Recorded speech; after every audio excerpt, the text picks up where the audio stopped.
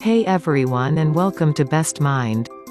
Today we're going to learn about 6 tips to hold a conversation with anyone. Now let's begin. Number 1, creating intention. Amateur conversationalists often sabotage their own interactions by forgetting one important thing. Before you start talking to someone, decide why that conversation matters. What are you trying to accomplish here? Okay, let's say for example, that you strike up a conversation with a new colleague. That exchange could go any number of ways. If you want to recruit them for something at work, you might bring up the new project you're starting. If you want to find someone to hang out with, you probably ask them what their hobbies are. So what are these 2 examples have in common? They both use a specific intention. There's a goal that you want to accomplish. So you know how and where to kick things off. If you didn't create that intention, things would go a whole lot differently. You'd ask generic questions, there'd be lots of awkward pauses, the conversation would go on way too long, simply because neither one of you knew when to stop. You need intention for the same reason that you plan a vacation before you go on it. Or you pick a destination before you start driving. That freedom might seem like a good idea at first. I'm sure it lets you choose from a limitless number of possibilities. But most of the time the conversation will be so general that you can't decide what to talk about. You end up feeling aimless and awkward. To solve this problem, you need to narrow down your options. Make a plan, decide on a specific direction. When you enter any conversation, you should know the reason that you're there.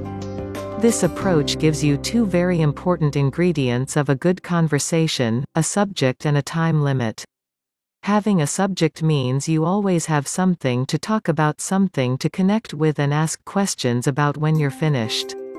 You don't have to sit around and wonder whether or not it's time to say goodbye. But intention doesn't just smooth over the awkward moments. It makes you a more capable conversationalist. If you know what to talk about, you'll naturally act more confident and self-assured. Your words will have purpose, which automatically gives them more weight. People are more likely to invest in a conversation with you simply because you're there for a reason. You can easily start every conversation on the right foot by coming in with intention. Number 2, intention checks. Now you know you should create intention. But what does a good intention actually look like? Will anything work as long as you decide beforehand? Not every intention produces a good conversation. If you approach a new friend at a party, you can't really ask them to give you a job. Or if you strike up a conversation with your boss, don't expect to find someone to go hiking with. The conversation and the context they need to line up. The best intentions will consider the environment and the type of person that you're talking to. Otherwise you won't get them interested, you'll just catch them off guard. So after you decide on your intention, ask yourself a few important questions. First, who am I talking to? Second, what expectations do they have of me? Third, why are they here? Fourth, is what I'm saying appropriate for this situation? Now you might not notice how strange something sounds until you force yourself to take a step back in your head. A topic might make perfect sense, but the other person has no idea what you're thinking. They aren't drawing the same connections that you are. Context is all they have. So use these simple checks to stop you from throwing people off. Number 3, unique questions.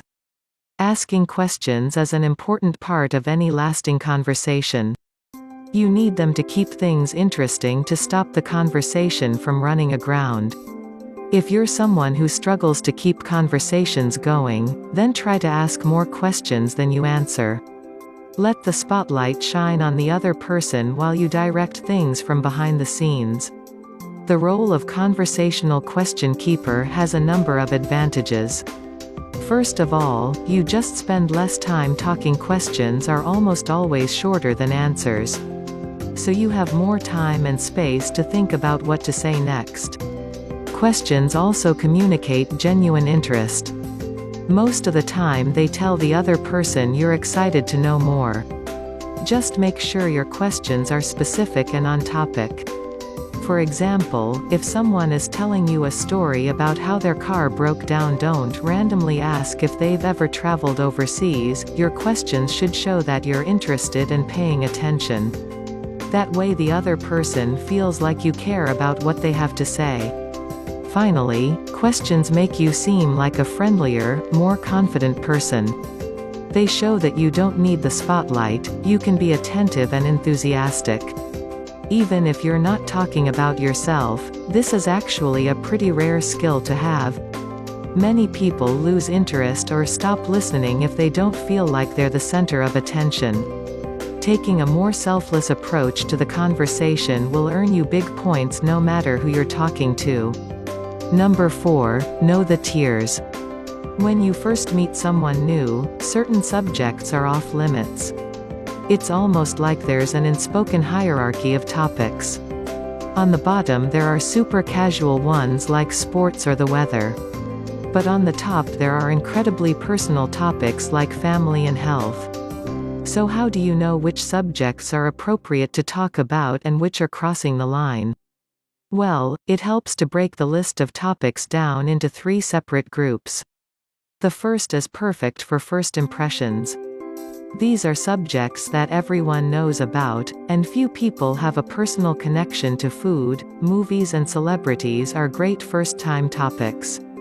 They're safe, easy and don't ruffle any feathers. The second tier is a bit riskier. Topics like politics, romance, and the news can get people riled up. People often have a very personal stake in whatever they believe. So these subjects are best used when chatting with someone that you know.